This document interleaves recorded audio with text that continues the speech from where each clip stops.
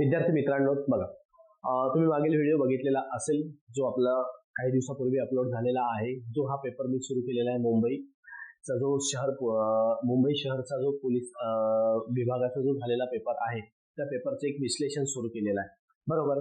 मग त्या पेपरच्या अनुषंगाने जर आपण पुढे जर जातो म्हटलं तर एक लक्षात घ्यायचं की त्यामधला जे मागील आपण काही प्रश्न घेण्यात आलेले होते, जे आपण प्रश्न एक 12 पर्यंत येऊन थांबलेलो होतो, आता त्या पुढील प्रश्नाची सुरुवात आपण आता करतोय की 13 पासून सुरुवात करू. ज्या विद्यार्थ्यांनी मागील व्हिडिओ बघितलेला नसेल तर नक्कीच तो व्हिडिओ तुम्ही आपल्या चॅनलवरती जा आणि नक्कीच तो व्हिडिओ बघा, बरोबर.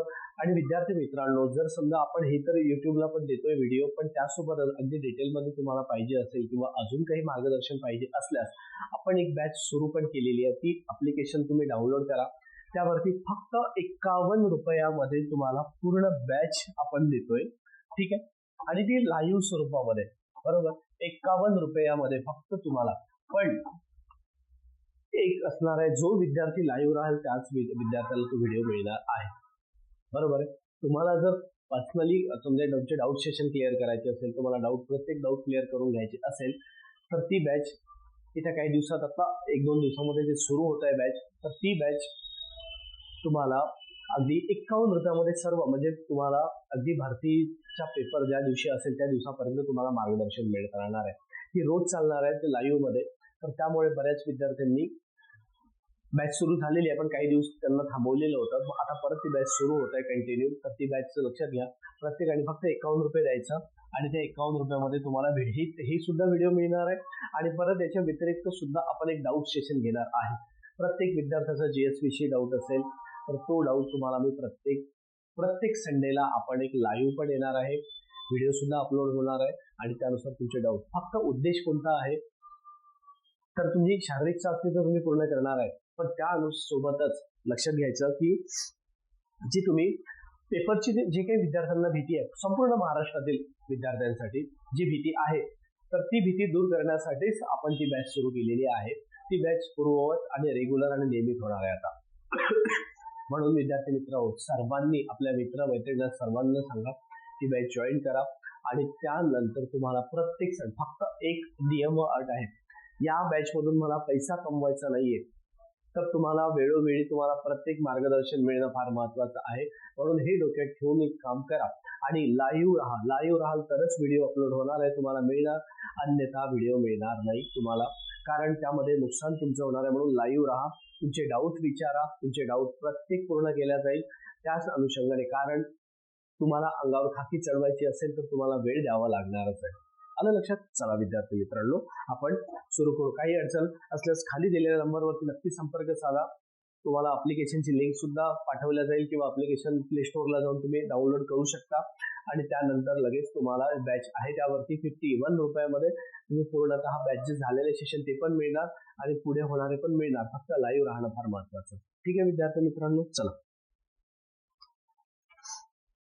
आणि एक लक्षात घ्यायचं, बरेच विद्यार्थी काय करतात, लाईव्ह राहतात, मी 51 रुपयामध्ये बॅच देतोय तुम्हाला, याचा अर्थ मग क्षुल्लक, जर ज्याला वाटत असेल गरीबला विद्यार्थी आहे, ज्याला तळमळ, त्यांनी जॉईन करा. कुणीही वायफळ गप्पा त्यावर कमेंट्स करू नका, कुणीही वायफळ त्यावरती सर मग इतके मिळत आहे, तुम्ही इतक्याला देत आहे, तो उद्देशच नाहीये माझा. तुम्हाला परवडत असेल तर घ्या, इच्छा असेल तर घ्या, तळमळ असेल तर घ्या, कुणालाही जबरदस्ती नाहीये. उगीच त्यावरती कमेंट्स करायच्या नाही. आणि जर मला आढळलं कमेंट्स केलेलं तर मी तिथून रिजेक्ट करून टाकणार आहे, तुम्हाला ब्लॉक करून टाकणार आहे. मला आवडणार नाही त्या फालतूच्या कमेंट्स करायच्या नाही, कारण तुमच्यासाठी 51 रुपयामध्ये देतोय. 51 रुपयामध्ये नीट एका व्यक्तीचं पोटभर जेवण सुद्धा होत नाही, ती तुमच्यासाठी आहे. म्हणून फक्त विचार करा, तुम्हाला देण्यासाठी अभ्यासाविषयी कुठलेही डाऊट असेल कधीही केव्हाही विचारा, नक्कीच तुमचा डाऊट क्लिअर केला जाईल. पण फालतू त्यावरती कमेंट्स करून स्वतःचाही वेळ, म्हणजे आपण स्वतः कुठल्या क्षेत्रामधून किंवा आपले संस्कार काय हे तुम्ही दर्शवण्याचा प्रयत्न करता. आले लक्षात? पण तसं होऊ देऊ नका. आपल्या आई वडिलांची मेहनत आणि आपले कष्ट हे दोन्हीही त्यामध्ये येऊ द्या आणि नंतरच आपण त्या पदासाठी लायक आहोत हे सिद्ध करू द्या. हेच उद्देश आपल्या बॅचचा सुद्धा आहे आणि माझा सुद्धा शिकवण्याचा हाच आहे. तुम्ही सुद्धा तोच उद्देश डोळ्यासमोर ठेवूनच बॅच जॉईन करा. अदरवाईज नाही केलेली बरी. तुम्हाला जे मार्गदर्शन मिळायचं ते युट्यूबद्वारे मिळणारच आहे. आलं विद्यार्थी मित्रांनो? चला धन्यवाद. चला बॅच सुरू करू आपण. लक्षात घ्या, हा प्रश्न 13वा काय सांगतो आपल्याला. यांनी म्हटलेला आहे की बघा, खालीलपैकी कोणती भाषा अभिजात भाषेचा दर्जा मिळालेला नाही. आता अभिजात म्हणजेच काय, आणि हा पेपर तुम्हाला मुंबईला विचारला गेल्यात आलेला आहे. मुंबई 2025 सिटीला. त्यामधले प्रश्न लक्षात घ्या. मी जसं तसा पेपर हा प्रश्न म्हणजे प्रश्नपत्रिका तुमच्या डोळ्यासमोर आलेली आहे. त्यामध्ये कुठलाही बदल केलेला नाही. बघा आता, कोणती अभिजात भाषा नाही असं म्हटलेलं आहे. मग एक विचार करा, जर नाही जर विचारलेला आहे तर तुम्हाला किती भाषा आहे, बरोबर आहे, हे लक्षात घेणं महत्वाचं राहतं. ठीक आहे. मग कोणती भाषा आहे, तर बघा आता पुढे विद्यार्थी मित्रांनो, अभिजात भाषेचा दर्जा कोणाला मिळालेला नाही आणि कोणाला मिळालेला आहे. आता ते समजून घेण्याचा प्रयत्न करू. प्रत्येकाने आपले नोट्स व्यवस्थित बनवा. काही अडचण आल्यास खाली नंबरवरती नक्की संपर्क साधा. तुमची जे काही अभ्यासाची अडचण येत असेल ते नक्कीच मी दूर करण्याचा प्रयत्न करेन. चला बघा आता अभिजात भाषेचा दर्जा आपण म्हणतो. अभिजात भाषेचा दर्जा म्हणजेच काय, की जी भाषा पुरातन काळापासून चालत आलेली आहे ती अभिजात भाषा, ज्याची पुरावे आढळतात ती भाषा, जी भाषा लेखणीमध्ये म्हणजे साहित्य रूपामध्ये आढळतात ती भाषा, की ज्यामध्ये तुम्हाला आधी प्राचीन काळापासून साहित्य उपलब्ध आहे, अशी ती भाषा, ज्याला अभिजात भाषा असं म्हटलं जातं आपण. बरोबर आहे. तर त्यानुसार लक्षात ठेवा की अभिजात भाषा जर आपण विचार केला तर त्याचनुसार लक्षात राहतं एकूण भाषा किती असेल. तर बघा, एकूण भाषा हा 11 आलेला आहे. बरं, एकूण 11 भाषा त्यामध्ये उपलब्ध झालेल्या आहे. हा एक. त्यानंतर लक्षात ठेवा की एकूण किती भाषा येत असेल, मग त्या पद्धतीने बघा कुठल्या वर्षी कोणत्या कोणत्या भाषेला दर्जा देण्यात आलेला आहे हे एक. कारण याच्यावरून परत एक तुमचा प्रश्न तयार होतो, तो की म्हणजे जोडायला प्रश्न सुद्धा तयार होतो. कारण इकडे जर समजा तुम्हाला भाषा विचारलेली आहे आणि इकडे जर वर्ष विचारलेला आहे की कोणत्या भाषेला कोणत्या विषयी दर्जा दिला, असा एक प्रश्न तयार होतो. बरोबर आहे. त्यांनी फक्त तुम्हाला आता भाषा विचारलेल्या आहे. बरोबर आहे. किंवा यामधला कठीणातला कठीण जरी प्रश्न अजूनही करतो म्हटला तरी भाषा एक क्रमानुसार तुम्हाला विचारू शकतात की या वर्षी ही भाषा म्हणजे कालानुक्रमानुसार की कोणत्या वर्षी कोणत्या भाषेला दर्जा मिळत गेला असंही विचारू शकतोय. आपण म्हणतो पोलीस भरतीचा पेपर एवढा पण इझी येत नाही, एवढा पण सोपा येत नाही, एवढं लक्षात ठेवा. आणि जे विद्यार्थी टाईटली घेत असेल एकदम सोपा येतो का, होऊन जाईल, होणार नाही. कारण तुम्हाला एका मार्कची तयारी करायची आहे मित्रांनो. 50 मार्क्ससाठी किंवा 100 मार्कची तयारी नाही करायची आहे. कारण तुम्हाला एक एक मार्क्स तुम्हाला पुढे घेऊन जाणार आहे. एक एक प्रश्न तुमच्या वाट्याला येणं फार महत्वाचं आहे. कारण नव्याने परत दर वर्षाला मुलांची संख्या त्यामध्ये साठा होत राहतो, नव्याने संख्येमध्ये वाढ होत राहतो. म्हणून प्रत्येक विद्यार्थ्यांनी प्रॅक्टिकल करत बसू नका, एक्सपेरिमेंट करू नका, तर आपल्या जीवाचं रान करून येणाऱ्या भरतीमध्ये काहीही करा, रक्ताचं पाणी करा, पण लागलं पाहिजे हेच डोळ्यासमोर ठेवा. आलं लक्षात. त्यासाठी सर्वतोपरी मदत मी करण्याचा प्रयत्न करेन पेपर करिता. लेखी परीक्षेसाठी तुम्हाला काय मदत पाहिजे ते नक्की चालेल. परंतु विद्यार्थी मित्रांनो, स्वतःला अभ्यासामध्ये हायगाय करू नका. आलं बघा आता पुढे त्यांनी काय म्हटलंय, देशातील आता एकूण 11 भाषा, ते विचारू शकतात तुम्हाला एकूण किती भाषा आहे. तर बघा आता कोणत्या भाषेला कोणत्या वर्षी दर्जा मिळत गेलेला आहे ते एक प्रयत्न करू. त्यामध्ये बघा आता तमिळ भाषा, बरोबर. तमिळ भाषेला जर दर्जा जर विचार केला आपण तर हा पहिल्यांदा मिळालेला 2004 ला, बरोबर आहे. आणि पहिली भाषा ज्याला अभिजात भाषेचा दर्जा मिळालेला ती पहिली भाषा, बरं असं लिहा वाटलंच, अभिजित भाषेचा दर्जा मिळालेली पहिली भाषा, अभिजात भाषेचा दर्जा मिळालेली पहिली भाषा. हा मुद्दा आहे. त्यानंतर येतोय तुम्हाला तेलुगू भाषा.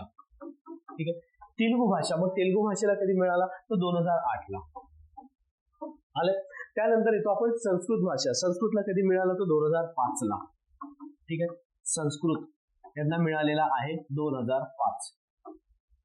आलं. त्यानंतर तिसरी भाषा येतो, नंतर कन्नड येतं 2008 ला परत, बरोबर. नंतर येतो कन्नड. कन्नड हा 2008 ला मिळालेला आहे. विद्यार्थी मित्रांनो, मागे पुढे होणार, बरोबर आहे, त्यामध्ये व्यवस्थित तुम्ही लावण्याचा प्रयत्न करा. जसं 2004 नंतर 5 नंतर 8 घेतलाय मी, बरोबर. तर ते तेवढं व्यवस्थित करून घ्याल. त्यानंतर मल्याळम 2008. ठीक आहे. मल्याळम हा 2013ला मिळालेला दर्जा आहे मल्याळमला. त्यानंतर उडिया भाषा 2014ला मिळालेला आहे. बरोबर. पुढल्या उडिया भाषेला दर्जा मिळालेला आहे 2014. ठीक आहे. त्यानंतर येतोय आपण मराठी भाषेला दर्जा ऑक्टोबर 2024ला मिळालेला आहे. बघा आता मराठी भाषेला दर्जा मिळालेला आहे ऑक्टोबर 2024. बरोबर. ऑक्टोबर 2024ला मिळालेला दर्जा आहे तुम्हाला उडिया मराठी भाषेमध्ये. मग ही कितवी भाषा असेल तर देशातील 7वी भाषा आहे. बरोबर. देशातील 7वी भाषा जिला दर्जा मिळालेला आहे ती. आता याच्या व्यतिरिक्त परत भाषा आहे त्या पण लक्षात घ्या. म्हणजे आता 7 भाषा झालेल्या आहेत. आता परत 4 येतं त्यामध्ये. त्या कुठल्या असेल ते लक्षात घ्यायचं. बघा पाली येतं.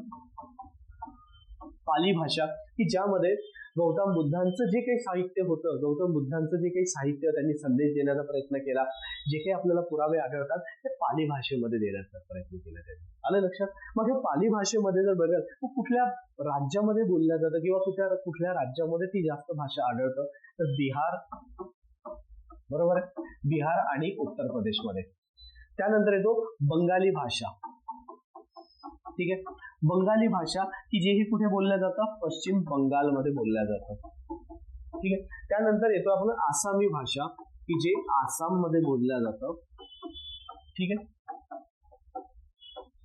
आणि त्यानंतर येतो प्राकृत भाषा जी बंगाल आणि आपला बिहार.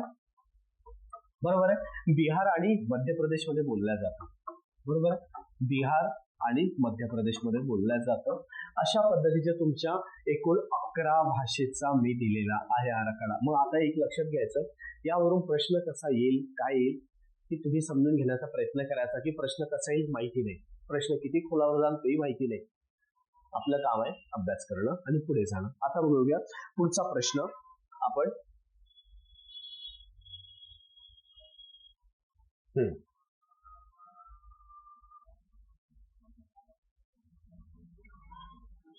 आता एक लक्षात घ्यायचं, तुम्हाला ते एक लक्षात घेणं महत्वाचं राहतं, फार महत्वाचं आहे. बरोबर.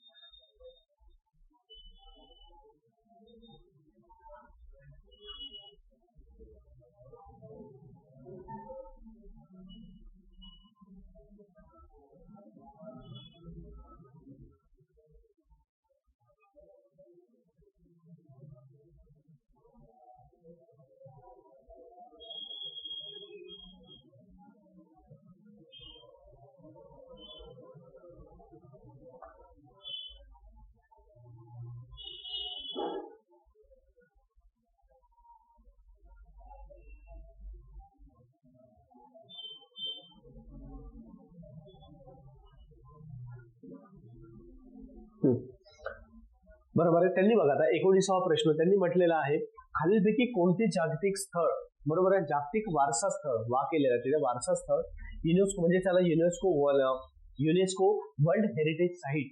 त्यांनी काय म्हटलेलं आहे की असे खालीलपैकी कोणते स्थळ आहे की जे बघा त्यांनी म्हटलं खालीलपैकी कोणते जागतिक वारसा स्थळ आहे की ज्यांना वर्ल्ड हेरिटेज मध्ये त्यांना दर्जा मिळालेला नाही किंवा कोणते वर्ल्ड हेरिटेज दर्जा नाही असं म्हटलेलं आहे त्यांना. बरोबर आहे. म्हणजे हे लक्षात घ्या की त्यामध्ये असं कोणतं नाही आहे की ज्यांना दर्जा मिळालेला आहे. आता एक मित्रांनो एक लक्षात ठेवा, यामध्ये जर विचार केला तर हा पेपर आहे 2025ला झालेला. बरोबर आहे. आणि त्याच्यानंतर आज आपण म्हटलं की पेपर झाल्यानंतर म्हणजे आता 2025च्या शेवटी किंवा त्यांच्या मध्यंतरीला आपल्या महाराजांचे जे किल्ले आहेत, बरोबर आहे, तर 12 किल्ल्यांना जागतिक वारसा यादीमध्ये स्थळ देण्यात आलेला आहे. मग त्यापैकी 11 महाराष्ट्रातील आणि एक तामिळनाडू मधील जो जिंजी किल्ला आहे तो मिळालेला आहे. मग त्यामध्ये इथे जर बघायला गेलं तर बघा एलिफंटाला पण मिळालेला आहे दर्जा. इथे तुम्हाला शिवाजी टर्मिनसला पण मिळालेला आहे, म्हणजे CST स्टेशन म्हणतो आपण. त्यानंतर अजिंठा लेणीला पण मिळालेला आहे. आता रायगड किल्ला जर म्हटला तर तुम्हाला आता मिळालेला आहे जो 2025ला. बरोबर आहे. म्हणजे जेव्हा तो पेपर झाला त्यावेळेस हा ऑप्शन चुकीचा होता. त्यामुळे म्हणजे ज्यांना मिळालेला नाही तो हा ऑप्शन होता रायगड किल्ला म्हणून. बरोबर. तो विचाराधीन होता त्यावेळेस. युनायटेड नेशनची जे एक संस्था काम करतं युनेस्को, ते त्यांच्या अंतर्गत होता. त्यामुळे लक्षात घ्यायचं की इथे जर पर्याय तुम्हाला दिसला तर रायगड किल्ला तर मग मिळालेला आहे, पण तो कधी मिळालेला आहे आणि पेपरला प्रश्न कधी आलेला आहे याच्यावरती अवलंबून पुढचं नियोजन असतं. म्हणजे आता तुम्हाला बघा, लक्षात घ्या, तुम्ही ज्या जिल्ह्याचे पेपर देणार असेल त्या जिल्ह्याचा पण तुम्हाला विचारू शकतो, इतिहास म्हणा, सर्व GS तुम्हाला जे काही विचारणार त्यामध्ये जर विचार केला आपण तर कोणते जे महाराजांचे किल्ले आलेले आहेत व कोणते किल्ले कोणत्या जिल्ह्यामध्ये आहेत असं विचारू शकतात. हा एक बरोबर आहे. एक तर जोड्याला प्रश्न तयार होतो म्हणजे जिल्हा आणि त्यासोबत तो कोणत्या जिल्ह्यात असणारा तो किल्ला, बरोबर आहे. त्याच्यानंतर तुम्हाला ते विचारू शकतो खालीपैकी कोणत्या म्हणजे खालीपैकी कोणता किल्ला आहे की ज्यांना जागतिक वारसा यादीमध्ये समाविष्ट करण्यात आलेला नाही, किंवा खालीपैकी कोणते किल्ले की जागतिक वारसा यादीमध्ये समाविष्ट करण्यात आलेले. आलं लक्षात घ्या. म्हणजे बघा, प्रश्न विचारण्याचा कल आपल्याला लक्षात घेणं महत्वाचं राहतं की तो कसा येणार आहे आणि कसा आलेला आहे किंवा कसा येऊ शकतो. त्यामुळे आता जागतिक वारसा यादीचा जो मुद्दा आहे हा पूर्ण समजून घेणं फार महत्वाचं आहे आपल्याला, बरोबर आहे. तर चला आता बघा,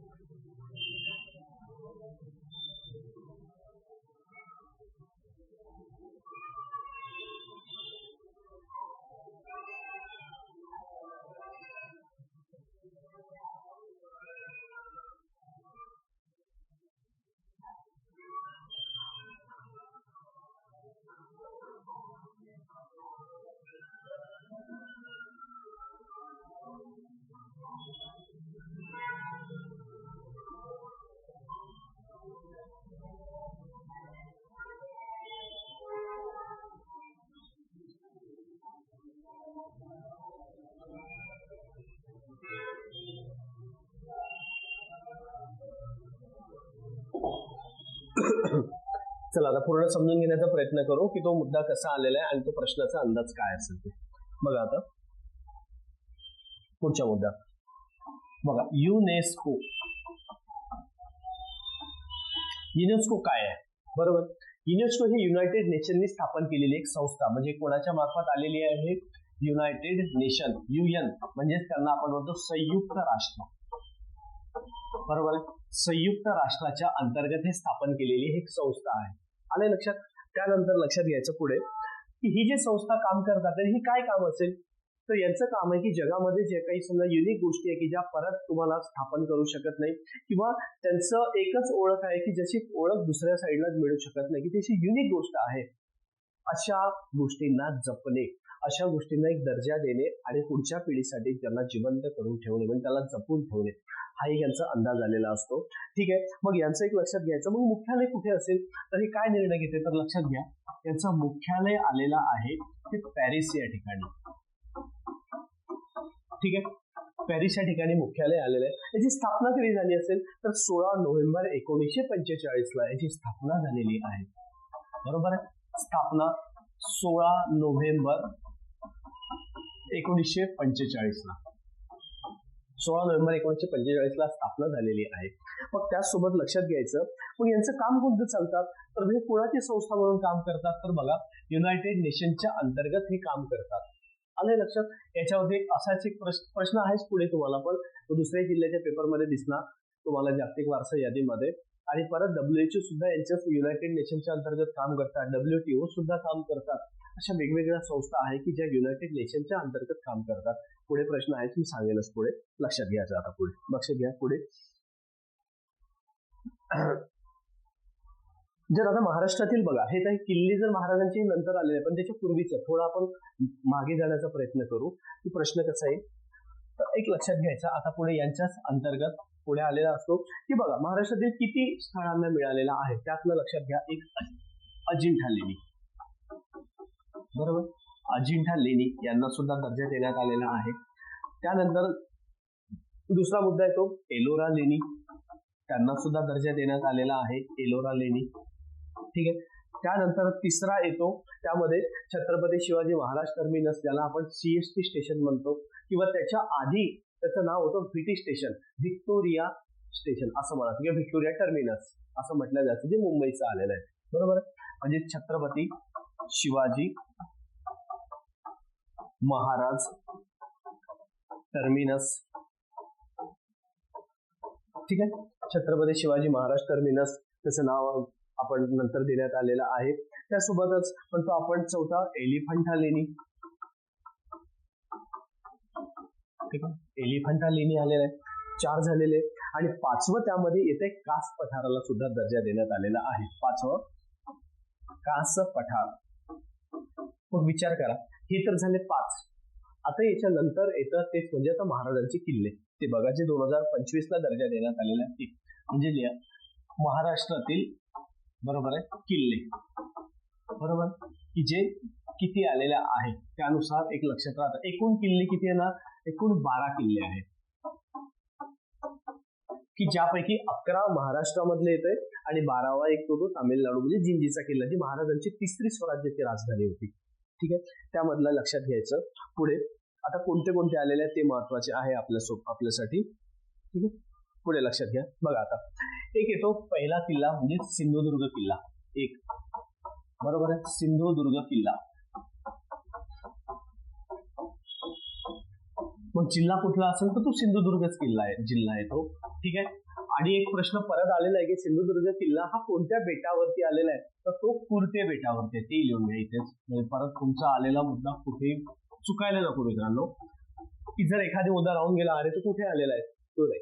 प्रश्न म्हणजे हा प्रश्न पूर्ण तुमचा जीएसची भीतीच निघाली पाहिजे. मी तुम्हाला देण्याचा प्रयत्न करतो अगदी खोलावर जाऊन, पण प्रत्येकाने हा व्हिडिओ आपल्या मित्रमैत्रिणींपर्यंत पोहोचवण्याचा प्रयत्न करा. प्रत्येकांना सुचवा की नाही रे बाबा बघ. ठीक आहे, की प्रत्येकाचं भलं झालं पाहिजे, आपलंच नाही. त्यामुळे नंतर लक्षात घ्यायचा, हा दुसरा किल्ला येतोय. सिंधुदुर्ग नंतर येतोय तुम्हाला रायगड किल्ला. बरोबर, रायगड किल्ला, की जो मागच्या वर्षी या पेपरला पर्यायामध्ये दिलेला आहे, पण आता त्याला मिळालेला आहे. तो जिल्हा येतो रायगड. ठीक आहे. मग रायगड जर म्हटलं तर महाराजांची ही दुसरी राजधानी, आर्थिक दुसरी राजधानी होती हा किल्ला म्हणजे. ठीक आहे. आणि हे लक्षात घ्या, मग रायगड किल्ला हा रायगड किल्ल्याचं नाव म्हणजेच त्या जिल्ह्याला देण्यात आलं. मग या जिल्ह्याचं जुनं नाव काय होतं, तर त्याचं लक्षात ठेवा. जुने नाव ह्या जिल्ह्याचे कुलाबा होतं. कुलाबा. ठीक आहे. त्यानंतर येतो आपल्याला हा तिसरा किल्ला, म्हणजेच कुठला, तो राजगड, ज्याला आपण राजगड म्हणतो तो. आता बघा, राजगड हा जो किल्ला आहे, बरोबर, मग राजगड किल्ला कोणत्या जिल्ह्यामध्ये आहे, तर तो पुणे जिल्ह्यामध्ये. ठीक आहे. मग महाराजांची ही पहिली राजधानी, स्वराज्याची पहिली राजधानी तर राजगड, दुसरी राजधानी येतं ते आपला रायगड, आणि तिसरी राजधानी येतं तो तामिळनाडूचा किल्ला. तामिळनाडू मधील किल्ला म्हणजे जिंजी किल्ला, त्याची तिसरी राजधानी आहे. हे एक लक्षात घ्या. मग आता एक परत येतं की या जी किल्ल्याची माहिती आहे, बरोबर, राजगड किल्ला, विद्यार्थी मित्रांनो लक्षात घ्या, पुणे जिल्ह्यामध्ये वेल्हे तालुक्यामध्ये येत होता आधी. मग आता त्या जिल्ह्यात तालुक्यामध्ये राजगड किल्ला येत असल्यामुळे महाराष्ट्र शासनाने काय केलं की त्या किल्ल्याचं नावच त्या तालुक्याला देण्यात आलेलं आहे. म्हणजेच लक्षात घ्या, इथे वेल्हे लिहायचं, वेल्हे तालुक्याचे नाव, वेल्हे तालुक्याचे नाव राजगड करण्यात आले असे लिहा, किंवा राजगड किल्ले. हा महत्वाचा मुद्दा आहे. म्हणजे आधी वेल्हे तालुक्यामध्ये यायचं, आता राजगड दिलं, त्या किल्ल्याचं नाव राजगड करण्यात आलेलं आहे. ठीक आहे. त्यानंतर येतो आपल्याला शिवनेरी किल्ला. बरोबर, लिहा चौथा शिवनेरी. ठीक आहे. शिवनेरी किल्ला. मग शिवनेरी किल्ला कोणत्या जिल्ह्यात असेल, हा सुद्धा पुणे जिल्ह्यामध्ये आहे. ठीक आहे. जिथे महाराजांचा जन्म झाला तो किल्ला. ठीक आहे, हा एक. त्याच्यानंतर येतो आपल्याला पुढे प्रतापगडला जातो आपण. ठीक आहे. प्रतापगड किल्ला, की हा किल्ला जर विचार केला आपण तर हा सातारा जिल्ह्यामध्ये येतो. ठीक आहे. साताऱ्यामध्ये आलेला आहे, की जिथे महाराजांनी अफजल खानाचा वध केला आणि त्याची कबर ज्या किल्ल्याच्या पायथ्याशी आहे तो किल्ला म्हणजेच प्रतापगड किल्ला. आणि हा प्रतापगड किल्ला जावळीच्या खोऱ्यामध्ये आलेला आहे. बरोबर आहे. जो की आधी किल्ला महाराजांकडे येण्याआधी मोरे घराण्याकडे होता, हाच तो किल्ला.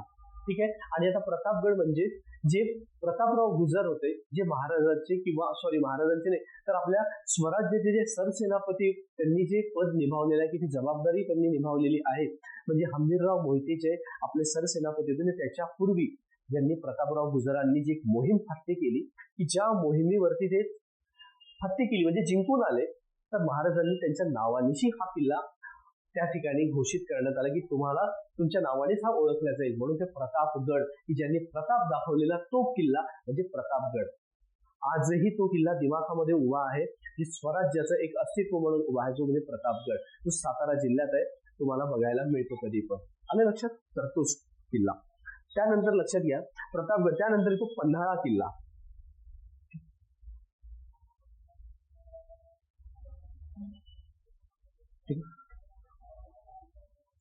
सहावा किल्ला येतो प्रतापगड, आपला पन्हाळा किल्ला. हा पन्हाळा किल्ला म्हणजेच तुम्हाला येतो कोल्हापूर जिल्ह्यामध्ये. कोल्हापूरमध्ये आलेला पन्हाळा किल्ला. त्यानंतर येतो आपल्याला विजयदुर्ग किल्ला, सातवा विजयदुर्ग. विजयदुर्ग किल्ला म्हटलं आपण तर हा सुद्धा सिंधुदुर्ग मध्येच आलेला असतो. ठीक आहे, सिंधुदुर्ग मध्ये आलेला. त्यानंतर येतो लोहगड. लोहगड हा किल्ला जर म्हटला तर हा सुद्धा पुणे जिल्ह्यामध्येच येतो. लोहगड किल्ला येतोय पुणे जिल्ह्यामध्ये. ठीक आहे. त्यानंतर येतोय साल्हेर किल्ला. साल्हेर, बरोबर आहे, 9वा किल्ला येतो तो साल्हेर. ठीक आहे. हा किल्ला मित्रांनो नाशिक मध्ये आलेला आहे. ठीक आहे, किल्ला नाशिक मध्ये आलेला आहे साल्हेर. आणि हे एक लक्षात ठेवा. आता बघा याच्याच अनुषंगाने मी थोडं सांगा भूगोलाचा, म्हणजे साल्हेर हे किल्ल्याचं जे शिखर आहे, तर म्हणतो आपण त्याला महाराष्ट्रातील पहिल्या क्रमांकाचा मुलांना बऱ्याचदा विचारलेला, की सह्याद्री मधलं सर्वोच्च शिखर कळसुबाई आणि त्याची उंची तर 1646. पण मित्रांनो लक्षात घ्यायचं की याची उंची जर समजा कळसुबाईची उंची तुम्हाला 1646 जर येत असेल, तर महाराष्ट्रातील दुसऱ्या क्रमांकाचा किल्ला कोणता आहे जर असा प्रश्न विचारला तर साल्हेर येतं, की ते शिखर कोणत्या क्रमांकाचं आहे. तर त्याचं लिहा महाराष्ट्रातील दुसऱ्या क्रमांकाचे शिखर. ठीक आहे, महाराष्ट्रातील दुसऱ्या क्रमांकाचे शिखर. आले लक्षात? मग दुसऱ्या क्रमांकाचं शिखर कोणतं असेल तर तेच म्हणजे साल्हेर, नाशिक जिल्ह्यामधला. मग किती उंची आहे तर 1567. बरोबर, 1567 मीटर त्याची उंची आहे. ठीक आहे, हा साल्हेर किल्ला जो महाराजांचा किल्ला आलेला आहे. आता येतो परत आपण 10व्या किल्ल्यावरती. बघा आता 10वा किल्ला जर म्हटलं आपण सुवर्णदुर्ग, जो रत्नागिरी जिल्ह्यामध्ये आलेला आहे. बरोबर आहे, सुवर्णदुर्ग किल्ला जो म्हणजे रत्नागिरी जिल्ह्यामध्ये येतो. आणि शेवटचा 11वा येतो खांदेरी जिल्हा किल्ला. बरोबर, खांदेरी.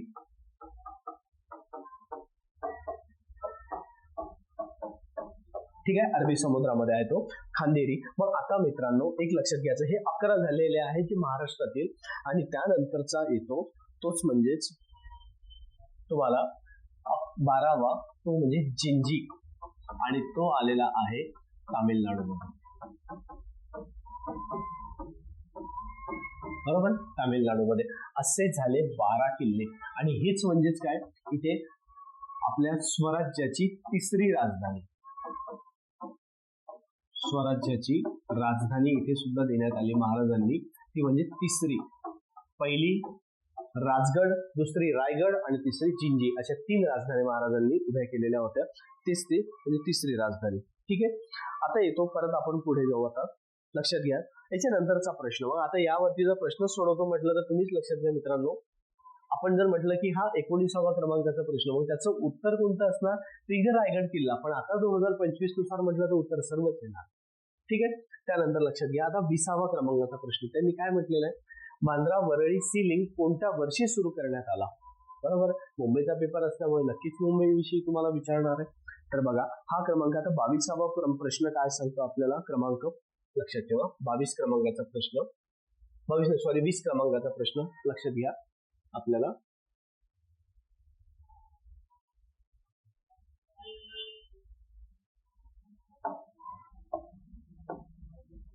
ठीक आहे. 20 क्रमांकाचा प्रश्न काय सांगतो आपल्याला, त्यांनी म्हटलेलं आहे की वांद्रे ते वरळी सी लिंकला काय म्हणजे कोणत्या वर्षी सुरू करण्यात आला. तर लक्षात घ्या, आता त्याचं नाव आणि त्याला समजून घेण्याचं. सी लिंक, बरोबर आहे, सी लिंक. आता सी लिंकचा जरी प्रश्न केला आपण तरी लक्षात घ्या त्याचं नाव काय, राजीव गांधी नाव देण्यात आलेलं आहे त्याला, बरोबर आहे. त्याचे नाव राजीव गांधी, ठीक आहे. राजीव गांधी त्यांना नाव देण्यात आलेलं आहे. त्याचनंतर लक्षात घ्यायचं त्याची लांबी 5.6 किलोमीटर आलेली आहे. त्याची लांबी तुम्हाला 5.6 किलोमीटर देण्यात आलेली आहे, बरोबर आहे. त्यासोबतच लक्षात त्याची सुरुवात कधी झाली असेल तर 30 जून 2009 ला. त्याची सुरुवात 30 जून 2009 ला.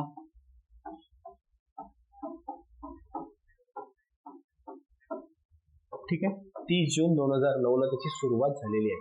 म्हणून लक्षात घ्या की अशा पद्धतीने समजा बघा प्रश्न कुठे थांबतो, इथे येऊन. पण जर समजा कधी जर तुम्हाला विचारलं तर लांबी विचारेल, त्याचं नाव विचारेल, बरोबर आहे. तर हे लक्षात घ्यायचं. पुढच्या प्रश्नावरती जाऊ आपण. लक्षात घ्या, ठीक आहे. 20 क्रमांकाचं झालेलं आहे. आता पुढचा प्रश्न,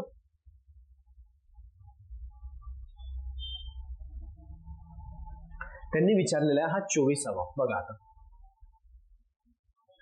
हा प्रश्न काय सांगतो आपल्याला की मेळघाट येथील प्रोजेक्ट टायगर, बघा मेळघाट येथील प्रोजेक्ट टायगर म्हणजे व्याघ्र प्रकल्प हे कोणत्या जिल्ह्यात आहे, त्यांनी हा विचारलेला आहे. परंतु एक लक्षात घ्यायचं, आता याच्याविषयी तुम्हाला बरेच माहिती तुम्हाला ऐकायला मिळतं, वाचायला मिळतं. बघा आता त्यांनी मेळघाट येथील प्रोजेक्ट टायगर कोणत्या जिल्ह्यात आहे, त्याचं नक्कीच उत्तर आपल्याला अमरावती जिल्हा येतो. पण 3 जर म्हटलं तर यवतमाळमध्ये सुद्धा कुठलं आहे ते एक बघता येतं, म्हणजे व्याघ्र प्रकल्प आहे की नाही आहे, अभयारण्य आहे. त्यानंतर चंद्रपूरमध्ये सुद्धा तुम्हाला व्याघ्र प्रकल्प आहे नाही आहे हे लक्षात घेणं, आणि त्यानंतर गडचिरोलीमध्ये सुद्धा लक्षात घेणं महत्वाचं राहतं. तुम्हाला माहिती आहे मित्रांनो, आता वाघांचा जर विचार केला आणि प्रोजेक्ट टायगर म्हटलेला आहे, आता व्याघ्र प्रकल्पाविषयी तुम्हाला कसंही विचारू शकतो काही पण, ठीक आहे. त्याच्याविषयी काही माहिती लिहून घेण्याचा प्रयत्न करा. बघा आता पुढे, जेव्हाचा डाऊट हा मी इथं असं म्हणेल की या प्रश्नासोबत जे माहिती तुम्हाला विचारलेली असेल आयोगाने किंवा पोलीस भरतीला जे काही तुम्ही विचार, हे सर्व डाऊट क्लिअर व्हायला पाहिजे तिथल्या तिथे. परत तुम्हाला कुठेही क्लास करायची गरज नको पडायला पाहिजे. आयुष्यात एकदा करा, तुम्ही लागले तर खूपच चांगलं, आणि जरी नाही झालं थोड्या मार्क्सनी गेले, वेटिंगला राहिले, तरी परत जोमाने अभ्यास करायचा आणि मनाचं परत क्लास करायचा नाही. जे आहे ते त्याच आधारित तुमची पुढची परीक्षा पोलीस भरतीच नाही तरी इतरही कुठेही देत बसणार परीक्षा तरी निघायला पाहिजे. एवढं स्वतःचे टार्गेट ठेवा. आलं लक्षात? जीएसची भीती सोडून द्या, मी तुम्हाला करतो सपोर्ट तुम्हाला सर्व काही, ठीक आहे. बघा आता पुढे, त्यानंतर आता त्यांनी काय म्हटलं ना, व्याघ्र प्रकल्प.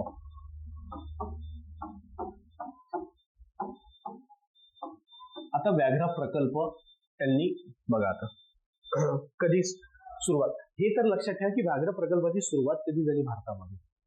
आधी सुरुवात हे सुद्धा महत्वाचं आहे, म्हणजेच त्यामुळे लक्षात ठेवायचं. बघा आता व्याघ्र प्रकल्पाची सुरुवात जर म्हटलं भारतामध्ये ती 1973 पासून झाली, ठीक आहे. मग ती जर समजा व्याघ्र, मग राष्ट्रीय प्राण्यांचा दर्जा कधी देण्यात आला वाघांना, बरोबर आहे. राष्ट्रीय प्राणी म्हणून कधीपासून घोषित झाला, राष्ट्रीय प्राणी वाघ याला दर्जा कोणत्या वर्षी मिळाला, तो 1972 ला दर्जा मिळाला. त्याच्यानंतर लक्षात ठेवा, जेव्हा व्याघ्र प्रकल्पाची सुरुवात झाली 1973 ला, तेव्हा किती प्रकल्प होते, तर भारतामध्ये त्यावेळेस प्रकल्प होते एकूण 9 प्रकल्प. 9 प्रकल्प होते भारतामध्ये एकूण, ठीक आहे. मग भारतामध्ये 9 होते, तर मग पहिला कोणता होता, तर मग यामधला पहिला प्रकल्प येतो जिम कॉर्बेट, ठीक आहे. पहिला प्रकल्प जिम कॉर्बेट. कोणत्या जिल्ह्यामध्ये, कोणत्या राज्यामध्ये, तर उत्तराखंड. आलं लक्षात? उत्तराखंड राज्यामध्ये हा भारतातील पहिला प्रकल्प येतो. आलं. मग महाराष्ट्रातील कोणता असेल, तर महाराष्ट्रातील पहिला येतो तोच म्हणजे मेळघाट. महाराष्ट्रातील पहिला प्रकल्प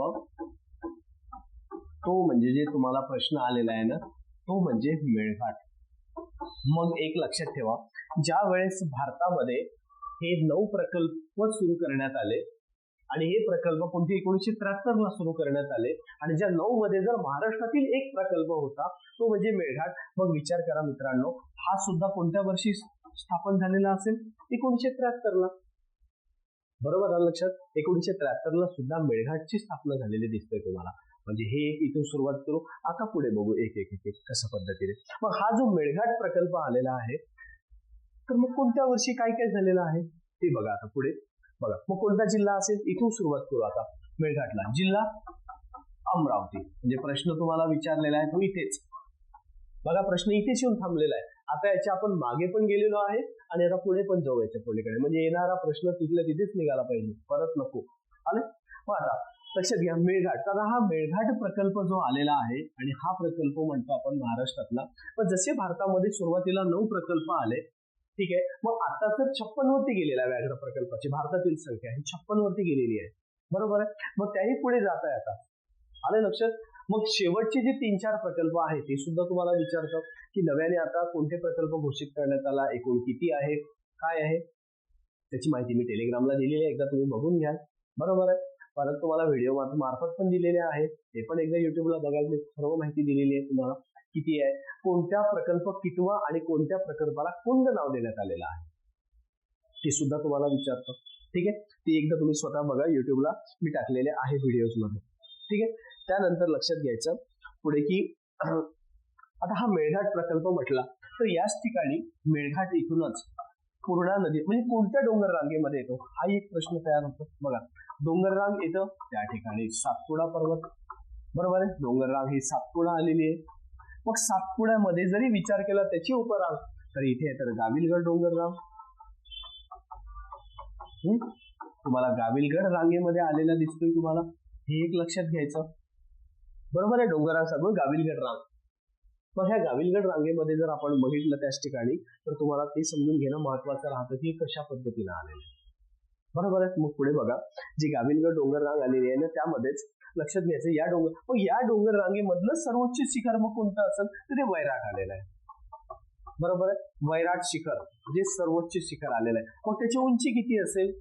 बरोबर आहे? मग त्याची उंची किती असेल तर त्याची उंची येतं 1178 मीटर. 1178 मीटर आलेली आहे त्याची उंची. म्हणजे हे झालं बघा, डोंगर सातपुड्यामधला आपण गाविलगड रांगेमध्ये आलो असेल, गाविलगड मधलं वैराट हे शिखर आलेलं आहे. मग त्यासोबतच तिथे गुगामल सुद्धा राष्ट्रीय उद्यान आलेलं आहे. बरोबर आहे? मग त्याची स्थापना कधी तर हे लक्षात घ्या, इथे तुम्हाला गुगामल राष्ट्रीय उद्यान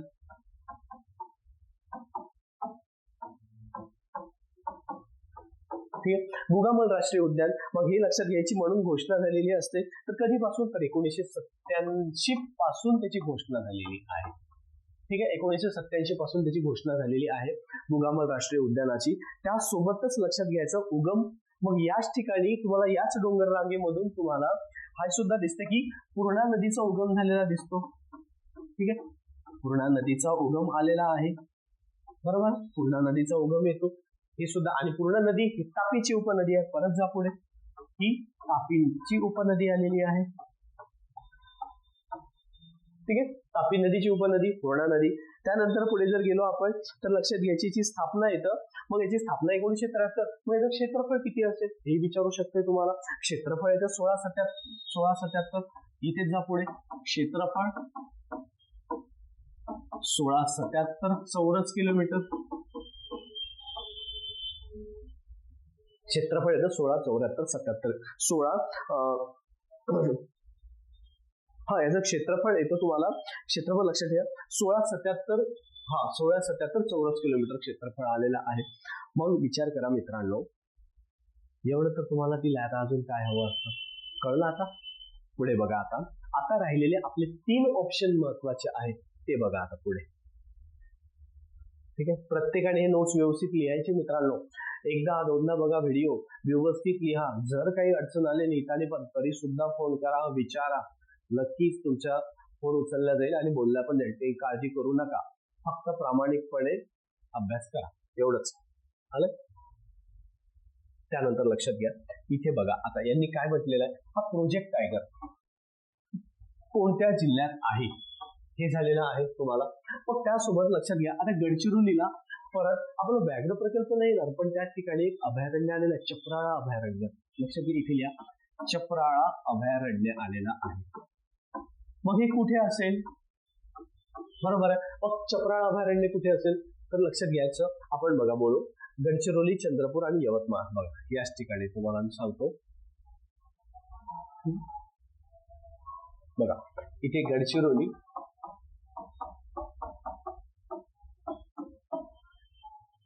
चंद्रपूर आणि येतं गडचिरोली, चंद्रपूर, यवतमाळ. मग आलेले 3 ऑप्शन आहे. मग या ठिकाणी काय काय असेल तर बघा इथे चप्राळा येतं, चप्राळा अभयारण्य. ठीक आहे. मग हे कुठे असेल तर बघा गडचिरोलीमध्ये वर्धा आणि वैनगंगेचा संगम आलेला आहे आणि त्याला आपण प्राणहिता असं म्हटलं गेलेलं आहे. तुम्हाला तो पण प्रश्न आलेला आहे. आणि त्या खोऱ्यामध्ये आढळणारी खनिज संपत्ती म्हणजे कोळसा. ठीक आहे. मग इथे लिहा ही कुठे असेल तर त्या ठिकाणी वर्धा वैनगंगा संगम. ठीक आहे, या ठिकाणी आलेला आहे, बरोबर. आणि या संगमाला नाव देण्यात आलेलं आहे तेच म्हणजे प्राणहिता. ठीक आहे, प्राणहिता नदीचे खोरे म्हणतो. आणि कशासाठी प्रसिद्ध असेल तर कोळसा खनिज संपत्ती, बरोबर. कोळसा, बरोबर आहे, कोळसासाठी प्रसिद्ध आहे. कळलं. आता पुढे बघा चंद्रपूरमध्ये तो ताडोबा अंधारी प्रकल्प, ताडोबा अंधारी प्रकल्प आलेला आहे, बरोबर आहे. महाराष्ट्रातील जर सर्वाधिक वाघ म्हटलं तर या ठिकाणी आढळतं, त्याची संख्या 97 आहे, बरोबर आहे. या प्रकल्पामध्ये वाघांची संख्या तुम्हाला 97 आढळते, 97, बरोबर आहे. त्यासोबत लक्षात घ्यायचं की वाघांची संख्या 97 हे झालंय चंद्रपूर मधला ताडोबा अंधारी प्रकल्प. त्यासोबत यवतमाळ मध्ये टिपेश्वर अभयारण्य आहे. ठीक आहे, टिपेश्वर अभयारण्य येतं यवतमाळ जिल्ह्यामध्ये. आलंय लक्षात. आता 4ही ऑप्शन, कोणताही प्रश्न कसा येऊ द्या तिथेच संपवून टाकायचा, परत त्याला जास्त पुढे घेऊन जायचं नाही. आलंय. पुढचा प्रश्न बघा आता. त्यानंतर त्यांनी काय म्हटलं, आता हा 25वा प्रश्न बघा आता. ह्यापैकी कोणते राष्ट्रीय उद्यान मुंबईमध्ये आहे, कोणते राष्ट्रीय उद्यान मुंबईमध्ये आहे म्हटलेलं आहे, त्यामधलं लक्षात ठेवायचं कोणतं असेल, संजय गांधी राष्ट्रीय उद्यान हा प्रश्न देण्यात आलेला आहे. आणि कुठे असेल तर बोरिवली या ठिकाणी, तुम्हाला ते विचारू शकतात. ठीक आहे, बोरिवली या ठिकाणी येतं. त्यानंतर जवाहरलाल नेहरू राष्ट्रीय उद्यान कुठे आहे तेही महत्वाचं आहे, आणि राजीव गांधी राष्ट्रीय उद्यान कुठे आहे तेही महत्वाचं आहे आपल्याला. चला पुढे बघू आपण. बघा प्रश्न 25वा.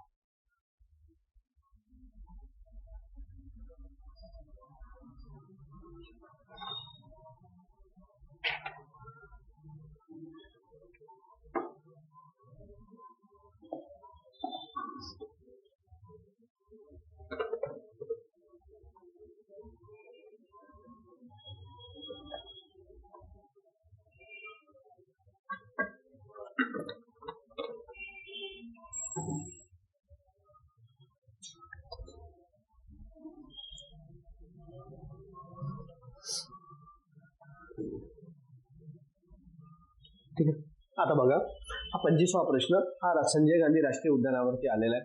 बघली आता संजय गांधी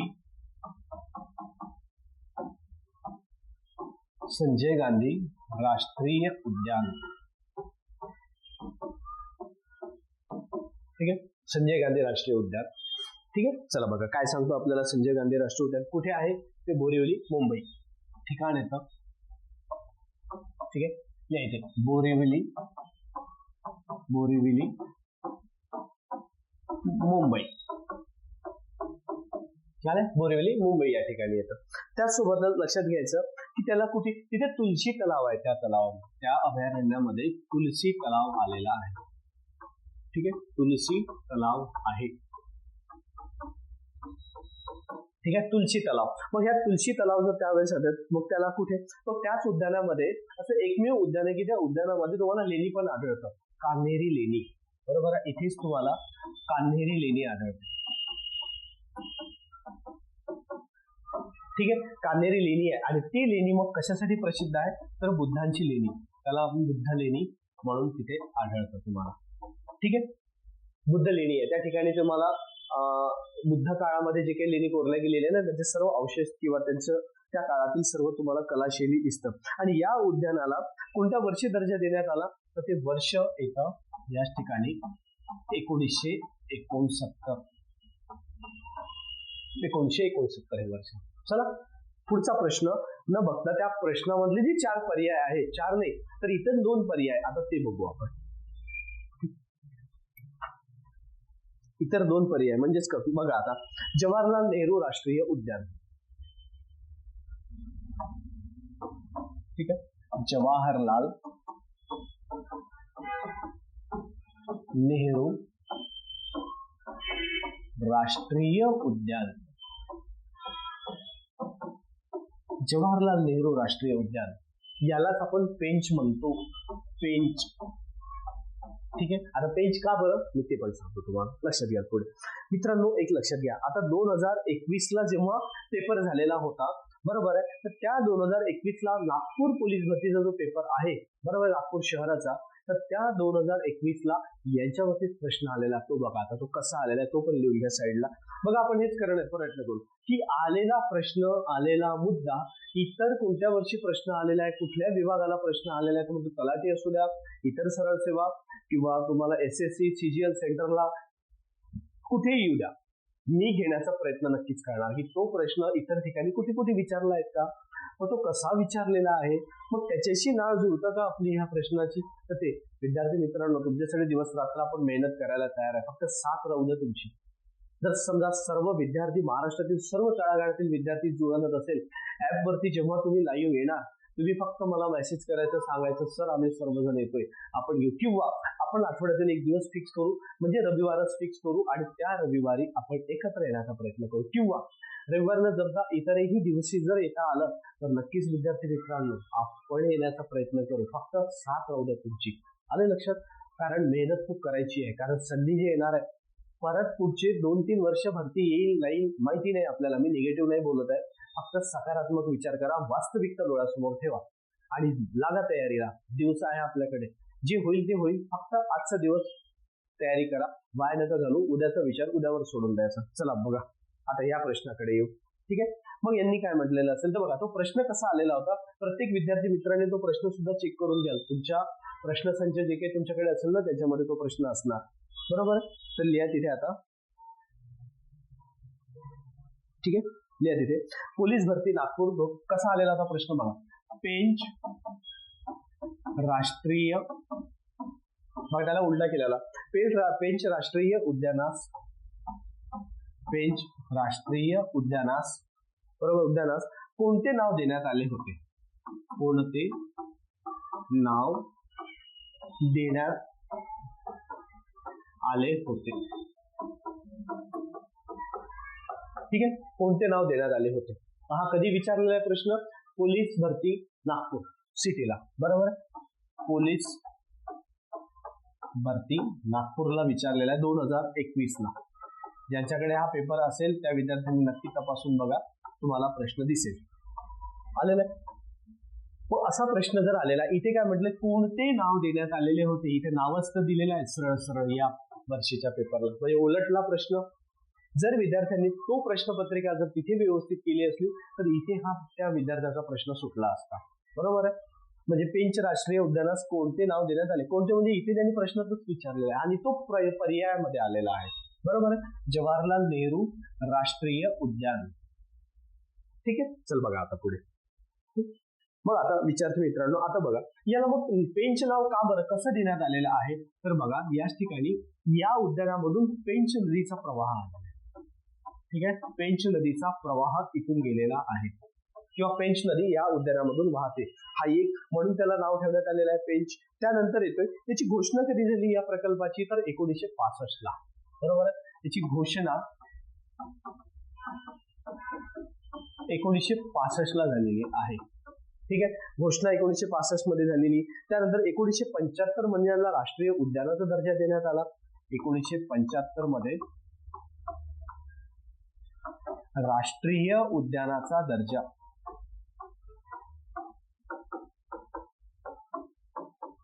ठीक आहे, राष्ट्रीय उद्यानाचा दर्जा देण्यात आलेला होता. त्यासोबत 1992 ला यांचा व्याघ्र प्रकल्पाचा दर्जा देण्यात आला. 1992 ला 1992 ला व्याघ्र प्रकल्प दर्जा देण्यात आला.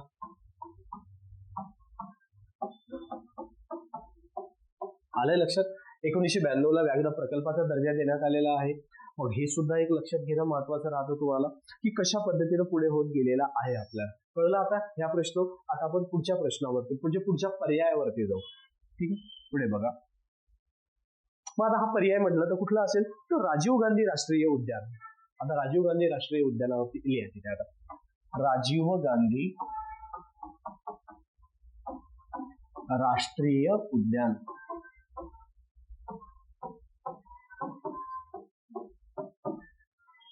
राजीव गांधी राष्ट्रीय उद्यान. मग हे कशासाठी, आता कोणत्या वर्षी, याच्यावरती सुद्धा प्रश्न आलेला आहे मित्रांनो. तो तुम्हाला SSC ला आलेला आहे. तो पण लिहा आता कसा आलेला आहे. लिहा तिथे तुम्हाला SSC. बरोबर आहे. SSC ला प्रश्न विचारलेला आहे तुम्हाला 2019 ला. ठीक आहे. आता तो प्रश्न कसा आहे तो लिहा. त्यांनी म्हटलेला आहे नागरहोल राष्ट्रीय उद्यान. बरोबर आहे. नागरहोल राष्ट्रीय उद्यान रिकामी जागा मध्ये आहे.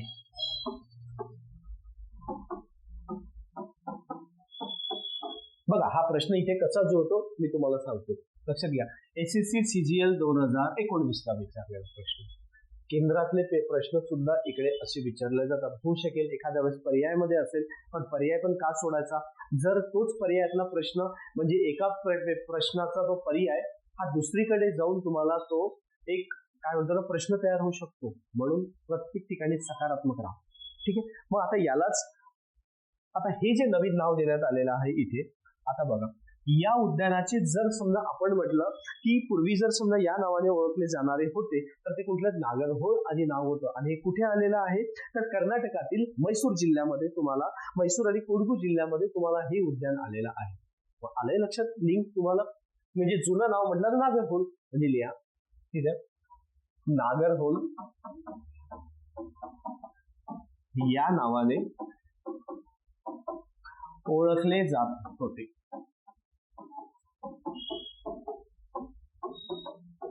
ठीक आहे. नागरहोळ या नावाने ओळखले जात होते. बरोबर आहे. मग याच ठिकाणी मग कुठे असेल तर हे राष्ट्रीय उद्यान तुम्हाला मैसूर आणि कोडागू किंवा कोडगू हे कोडगू जिल्ह्यामध्ये.